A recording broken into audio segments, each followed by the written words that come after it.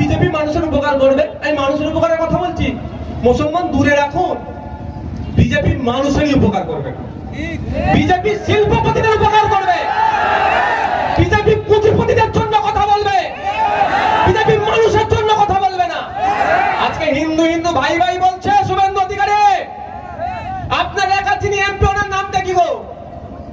Soumitra Khan dialogue দিচ্ছে হিন্দু হিন্দু ভাই ভাই, তাই সৌমিত্র খাঁকে বলো আর্যিকর হসপিটালে যে বোনটাকে ধর্ষণ খুন করে ধর্ষণ করলো এখনো কেন বিচার পেল না, তাহলে ওই হিন্দুরা বাদ পড়লো না। হিন্দু হিন্দু ভাই ভাই বলছে হিন্দু হেমন্ত রায় বাঁকুড়া জেলা থেকে গিয়ে কেরলে কাজ করতে গিয়েছিল 2018-19 সালের দিকে খুন হয়ে বাড়ি ফিরতে হয়েছিল, ওই হেমন্ত রায় এখনো বিচার পেল না কেন? আপনারা এই যে এমপি আছে তাকে জিজ্ঞাসা করুন। ওই হিন্দু হিন্দু ভাই ভাই ভোট ঘুরলে কি বলতে ভাই আর বলতে হবে না, হিন্দু হিন্দু ভাই ভাই এই দলিতকে যখন ধরে পিটাচ্ছে, আদিবাসীদের যখন জঙ্গল কেড়ে নিচ্ছে, তখন কোথায় থাকে এরা? এদের ফাঁদে পা দেওয়া যাবে না। যাক, এরা মানুষেরই উপকার করবে না, মুসলমান তো দূরের কথা। কদিন আগে গুজরাট দাঙ্গাতে বিলকিস বানুর নাম আমরা শুনেছি, কিভাবে তাকে গণধর্ষণ করেছিল। যারা ধর্ষণ করেছিল গুজরাট থেকে তাদেরকে জামিন করিয়ে নিয়ে তাদেরকে মালা পরিয়ে বাড়িতে নিয়ে এসেছিল। আবার এরাই মুসলিম মহিলাদেরকে নাকি ভালো করবে। কদিন আগে আমরা দেখলাম না উত্তরপ্রদেশে, মধ্যপ্রদেশে, ছত্তিশগড়ে কিভাবে মুসলিম সম্প্রদায়ের উপরে আঘাত এনেছিল। মুসলিম মহিলারা বোরকা পরে যাচ্ছিল, তাদেরকে সেখান থেকে টানা হিচড়া করছে। আবার এরা নাকি সারা ভারতবর্ষের মুসলিম মহিলাদেরকে এম্পাওয়ার করবে। বিশ্বাস হয়? কেমন এম্পাওয়ার করবে কয়েকটা তথ্য আমি আপনাদের দেব। সত্যিকারের কি এরা ভালো চাইছে কি চাইছে না তাহলে আপনারা বলুন। কারণ আমি বক্তব্য দিলে বলবেন ভাইজান আইএসএফ এর নেতা ও তৃণমূল বিজেপির বিরুদ্ধে ওই জন্য তথ্যভিত্তিক ভুল বোঝাচ্ছে। আর আগে একটা কথা বলি ভাই, এই লড়াইটা কার বিরুদ্ধে হচ্ছে? কেন্দ্রে নিয়ে আসা একটা আইনের বিরুদ্ধে, বিজেপির বিরুদ্ধে। এই লড়াইটা কি কোনো হিন্দুর বিরুদ্ধে?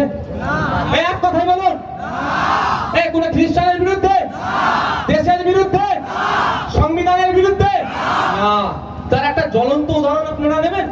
এই লড়াইটা হিন্দু মুসলমানের লড়াই নয়। এই সাউন্ড বক্সে কি লেখা আছে? মা ছিন্নমস্তক নাকি? তাহলে এটা কোন ধর্মের ভাই মালিকটা? এই বলুন। তাহলে হিন্দু আমাকে মাইক ভাড়া দিচ্ছে, তার মাইক নিয়ে আমি হিন্দুর বিরুদ্ধে লড়াই করবো? এটা হতে পারে না। বুঝতে হবে আমাদের মধ্যে এটা চাইছে বিজেপি আর তৃণমূল, যে লড়াইটা যেন ধর্মীয় লড়াই হয়। ওয়াকফ সংশোধনী আইনের বিরুদ্ধে লড়াইটা শুধুমাত্র ধর্মীয় লড়াই নয়, শুধুমাত্র মুসলমানদের লড়াই নয়। এই লড়াইটা যে আপামার জনগোষ্ঠীকে সাথে নিয়ে সংবিধান রক্ষার লড়াই। এই লড়াইটা যুক্তরাষ্ট্র পরিকাঠামোতে আঘাত দিচ্ছে, যুক্তরাষ্ট্র পরিকাঠামোকে বাঁচানোর লড়াই।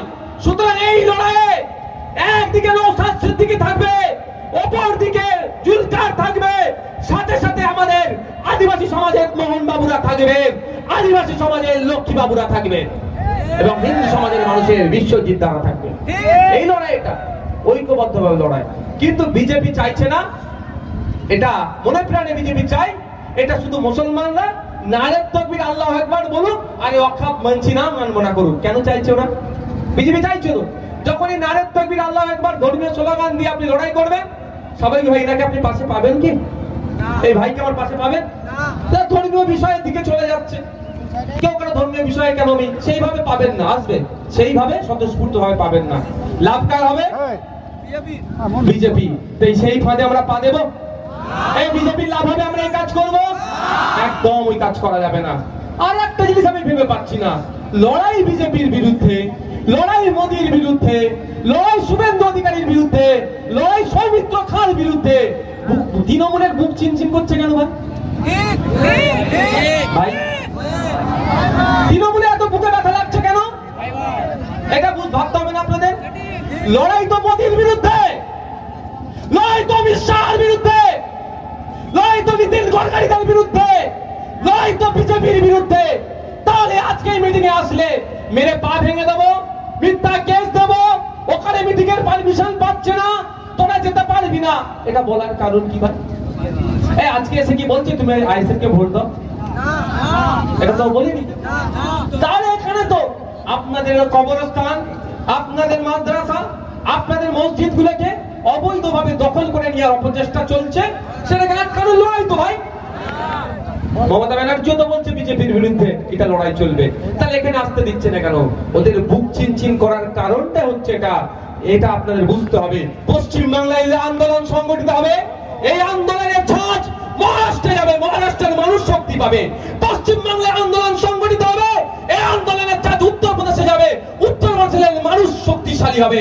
এখানে আন্দোলন হবে, আপনার কর্ণাটকাতে আওয়াজ যাবে, এখানে আন্দোলন হবে, ত্রিপুরাতে আওয়াজ যাবে, এখানে আন্দোলন হবে, অসমে আওয়াজ যাবে। তারা এই আওয়াজটাকে, এই ক্ষমতাটাকে তারা ওখানে আবার জাহির করবে। আর বাংলাতে ওটাই মমতা ব্যানার্জি সরকার হতে দিতে চায় না, বলেই তো বিজেপির লস হলে ওনাদের লস। দিদি ভাইয়ের একটা ভালো সম্পর্ক আছে, ভাই দিদি ভাইয়ের একটা ভালো সম্পর্ক আছে। সম্পর্কটা কেমন? দিদি যখন চাপে পড়ে দাদা তখন সহযোগিতা করে, দাদা যখন চাপে পড়ে দিদি তখন সহযোগিতা করে। এখন দাদা চাপে পড়েছে, দিদি সহযোগিতা করছে তো না? না আপনি বলেন আন্দোলন করতে দিচ্ছে না কেন ভাই? কেন দিচ্ছে না? বুঝতে হবে, দাদা চাপ হচ্ছে। আর দাদা কখন চাপে পড়েছিল? বিভিন্ন সময় চাপে পড়ে। বিভিন্ন বিল পাস করাতে গেলে ভোটাভুটিতে দাদা হেরে যেতে পারে, তখন এরা ভোটাভুটিতে অংশগ্রহণ করে না। দেখুন এরা অনেক নাকে কান্না কাঁদছে, আমার নামে অলরেডি একাধিক মামলা হয়ে গেছে, আগামী দিনে মামলা খাবো, কোনো সমস্যা নাই আমার। যখন কেন্দ্র এই বিলটা পাস করেছিল, ফেসবুকে আমি আমার অ্যাডমিনদেরকে দিয়ে পোস্ট করিয়েছিলাম, তুমি আমাকে জেলে দাও, আমি পিছপা হব না। তুমি আমার নামে মিথ্যা মামলা দাও, আমি পিছপা হব না। তুমি যদি আমাকে খুন করো, আমি পিছপা হব না। তোমার এই অসাংবিধানিক আইনের বিরুদ্ধে আমি লড়ে যাবো। এই মামলা দেওয়ার অনেক আগে আমি পোস্ট করে রেখে দিয়েছি আমার অ্যাডমিনকে দিয়ে। জানি এগুলো হতে পারে, তবে হ্যাঁ গণতান্ত্রিক প্রক্রিয়ায় হিংসার পথ অবলম্বন করলে সেই আমি আন্দোলনে নাই। Violence is the not right way, এটা সঠিক রাস্তা নয়। হিংসা শান্তিপূর্ণভাবে ধর্মনিরপেক্ষতা বজায় রেখে গণতান্ত্রিক প্রক্রিয়াতে আন্দোলন করতে হবে। যাক, আবার ফিরে আস কাজে আমার জায়গাতে। তো এখানে আন্দোলন করতে দিচ্ছে না, কারণটা কি? কদিন আগে আপনারা দেখেছিলেন হিন্দু ভাইদের ডেকে নিয়ে গিয়ে খুন করলো, কোথায় বলুন তো? প্রয়াগরাজে। কোথায় বলুন তো? আরে বিখ্যাত মেলা হলো উত্তরপ্রদেশে, কুম্ভ মেলাতে ডেকে নিয়ে গিয়ে হিন্দু ভাইদের খুন করলো। যোগী সরকার ডেকে নিয়ে তো হিন্দু ভাইদের খুন করলো। যখন সারা রাজ্যে, সারা দেশে উত্তাল, পার্লামেন্টে যখন উত্তাল, যে কেন হিন্দুদের উপর এরকম আচরণ করা হলো, কেন অব্যবস্থা থাকার পরেও এত মানুষ আসবে, তারপরে অব্যবস্থা কেন ছিল? যখন জবাবদিহি করছে, তখন আমাদের রাজ্যের এক তৃণমূলের এমপি কোথায় গেল? কুম্ভ মেলায় গিয়ে স্নান করে ভিডিওতে কি বলছে? মোদী কি যোগী এর থেকে ভালো, আর যোগীর থেকে ভালো আর পরিষেবা হতে পারে না। মানে দাদা চাপে পড়লো, দিদি ওকে সার্টিফিকেট দিয়ে খুব ভালো ছিল, ওই হিন্দুগুলোরই দেশ ওই জন্য মরেছে, তাই তো নাকি? দাদা চাপে পড়লে দিদি সহযোগিতা করে, দিদি চাপে পড়লে দাদা সহযোগিতা করে। এরা চিৎকার চেঁচামেচি করছে।